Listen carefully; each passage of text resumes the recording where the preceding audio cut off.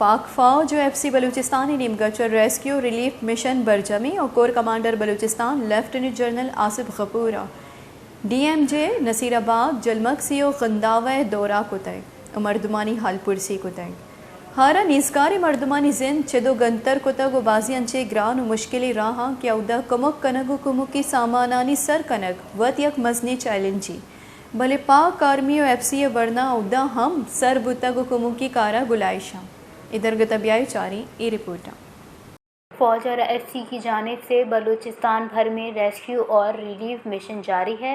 Core commander Balochistan lieutenant general Asif Ghafoor ने हैरिडन DMJ Nasirabad झील मक्सी और गंदावा का दौरा किया। सैलाब ने गरीब लोगों की हालत पहले से भी ज़्यादा बदतर कर दी है।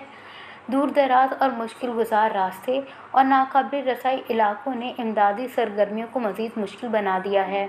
सैलाब से मुतासरा आबादी को बड़े पैमाने पर इमदाद की ज़रूरत है, जिसके लिए हुकूमत, शहरी इंतज़ामिया और फ़ौज मुश्तरका तौर पर अपनी पूरी कोशिशें कर रही है।